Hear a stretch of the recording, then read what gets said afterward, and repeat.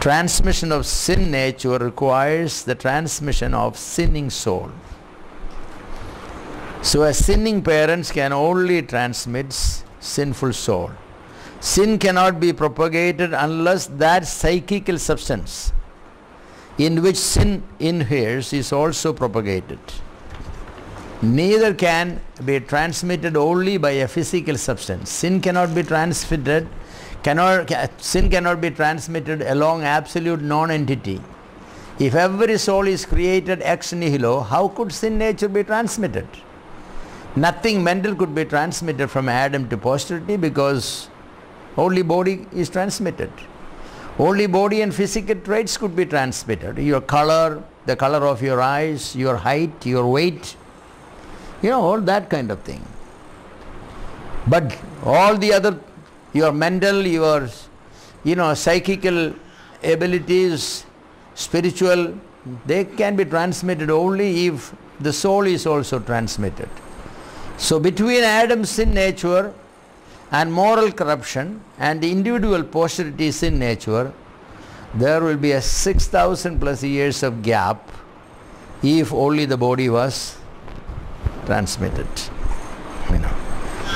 Because after 6,000 plus years, how many years of creation? God is creating a new spirit and putting in this new child. The body is 6,000 years older because it came from Adam. But this spirit is ex nihilo creation right immediately. Boy, that doesn't sound anything, and then God is saying that may by a decree that all the sins of Adam I hereby transfer on this sinless soul. Woe unto you. I feel sorry for you, but I have to do it. That sort of. That cannot be. To overcome the difficulty of the creation is to explain the transmission of sin nature from Adam to posterity. Some of them teach that all humans were simultaneously created with Adam. But this does not relieve the difficulty unless they admit that all souls simultaneously sinned with Adam. That they won't say that. They were only created, but only Adam sinned. But that's a problem then. Because then every soul has to be taken by God from there and put inside this new body.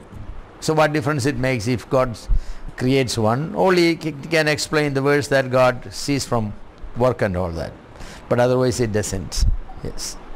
If the millions of souls who are single and separate entity and personally and individually participated in the sin with Adam, how could all be equally guilty of sin? Even if all humanity individually participated in Adam, then all will not be equally sin. About 20 billion souls are participating in that eating act, all of them one by one. So Adam take a bite and then give to the next one, the apple, whatever. He also took a bit and then given to them. It's everybody. So what was the intent with which you are eating? What was the thought in your mind? Were you consciously thinking of disobeying God? Or you were only thinking about a fellowship with Adam, the first father? Depends upon that the iniquity, the transgression will be different. Some say that I had no knowledge about the fact that it was stolen. I had no intention of disobeying the law of the land.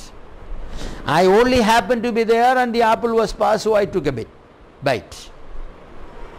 So don't hold me responsible.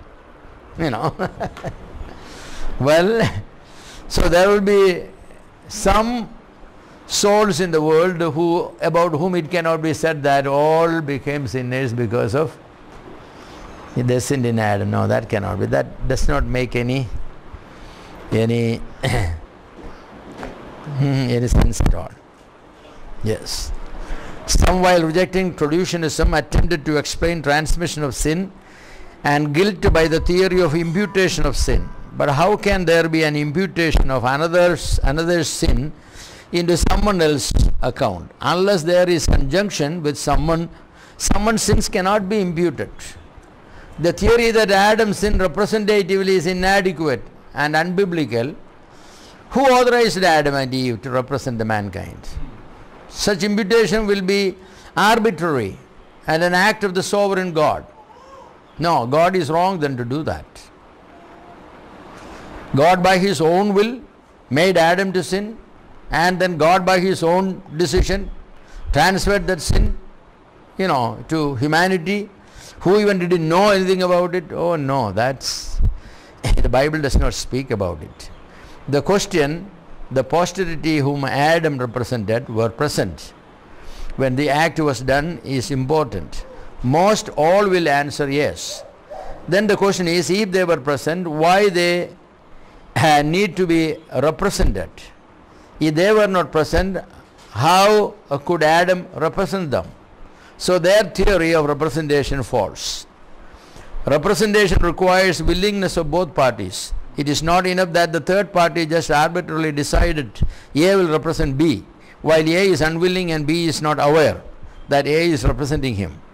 But natural union does not require the consent of the parties.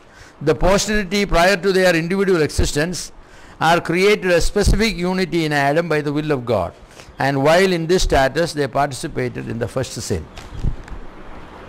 According to traditionism, Adam and his posterity were made a unit or a unity by the creator, creative act of God. The human species were made in and with Adam and Eve, both physically and psychically. This is natural or substantial union. With this unity, Adam and the human species in him, God then commanded them not to eat the fruit of the tree of knowledge. The species in Adam had that commandment, do not eat. The species in Adam disobeyed that commandment, and the species in Adam ate the forbidden fruit. So God holds the species guilty of the act. The unity of Adam and his posterity is described as natural, substantial and specific. Adam means Adam and Eve and the whole humanity or the species. Original sin is conveyed from our first parents and to their posterity by natural generation. Unity of substance and nature are involved. Adam designated a public person. A public person is described as one from whom all mankind descend by ordinary generation, in whom all mankind sinned and with whom all mankind fell in transgression. The temptation of Satan is best explained by traducianism. According to the theory of creationism, there is no way the soul of an individual man could be sinful by the temptation of Satan. Only Eve was tempted personally, and even not Adam. We don't see Adam being tempted by Satan, only Eve was. And if Eve ate in her personal capacity, only she should be affected by the eating. She gave Adam and he ate. Only two individuals could be affected. But God, dealing with Adam and Eve, convey the fact that Adam and Eve did not participate in sin only on personal capacity. Why should all the progeny of Adam and Eve be affected by the punishments of death, which is the wages of sin? Are the progeny given wages for no work they have done? Why all the sweat, hard work, why painful childbearing, etc., transferred to the progeny when they have nothing to do? If, as a creationist say, if creationism is right in that every time conception takes place, only the physical part is conceived and the spiritual part is created ex nihilo, then there must be an innumerable holy souls who do not participate in Adam's sin. For them to be individually sinners, they individually need to be tempted by Satan and fallen. But human consciousness and divine revelation tell us that every child is born a sinner and display all the evidences. So what they say is that every soul that is put into this physical body, given by the parents, they go through the same process Adam and Eve went. Satan comes and tempts them, and they eat that fruit. Then God declares them, you are sinner now. See? Well, so Adam's sin is, just repeated every time. Well, Bible does not teach that. Bible says by one sin. That's emphatically by one sin. Ekabhavattal maranam. So this doesn't hold.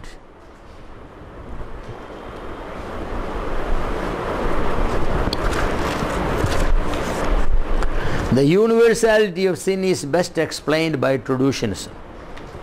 If the fall was the fall of the man species, then the question of sin in all progeny is naturally explained.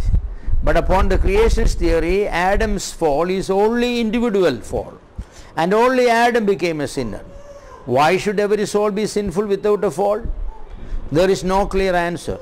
Of course, many creationists would say that God imputed the sin of Adam upon all the posterity. It is unethical to impute sin to a soul that has not sinned. Some would say that Adam sinned as a representative. But then the question, how could Adam be a representative without appointing him a representative by the people for whom he sinned? Another answer given to the question why every ex nihilo created soul fall immediately on creation is that God withdraws the grace and therefore the soul sins. Why God withdraws his grace? Because God wanted everybody to sin. I mean, you come talking, you know. I mean, sometimes you can make mistake. I remember when once I had a Jeep. You know, I had two brothers who were with me and they were driving. We were going to visit a friend and the friend yard was very, very small, you know. On one side was a big pond. On the other side was a row of coconut trees. And on the other side was the house. And on, you know, this side, there was hardly, that was also coconut trees. So from the front, the what we call the muttam, you know, that there they played and finally the Jeep slipped and just jammed in between the coconut tree and the arecanut tree and the pond. So they said that one of them said, either you have to cut 10 coconut trees to get the Jeep out, or you have to cut the arecanut trees. And my friend said, this is a rented house, the house belongs to a Muslim, you know, and they will rather cut you. Then you have to demolish your house. Or you have to bring, you know, mud or something, fill the pond. Well, none of this. So my friend went to, it was 12 o'clock in the midnight, he went into the Malappuram town. He went to see whether there are any porters, you know. He brought about 15 of them. Hectic man. They just came and they lifted the whole Jeep like this and put it there. I was thinking, man, they're going to ask for money. I said, how much? So, no, we don't want any money. We just wanted to see the drivers who did it.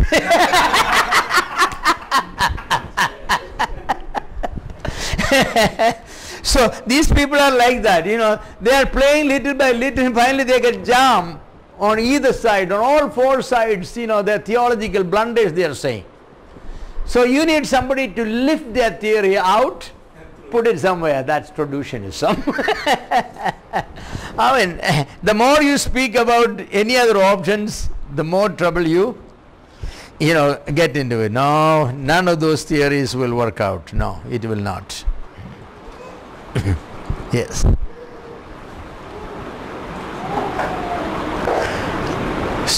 Okay, yeah, it's a good place to stop because otherwise the stop is a little far away. Yes. So, you know, traducianism is something you have to, if you have a chance to get, you get Shedd, you know, dogmatic theology by Shedd. Man, he has done an excellent job. You know, I have one of the books I used is Shedd. Hodge is good, Shedd is good. There are a number of theology, but Shedd is always the best. S-H-E-D-D. Shedd. Charles T. Shedd. Charles T. Shedd. I think that's what it is. He's an old Princeton University man. You know, it's a mind. His book is called Dogmatic Theology, 4 volumes. You know, now you can get his dogmatic theology without the German and the Latin. The one copy I have is half German and half Latin. You know, it's you know, you enjoy reading and then goes 2 pages German. You know, that's little Latin I try to do a little bit. You know, I know that I don't understand what he said. I understand something else, but at least I understand something. But German is beyond. But now they have translated all the German and Latin into English. So it's available now. You know, Shireen Kuriakos has bought a set. Yeah, online. Yeah, it's very good. Okay, we take the break here.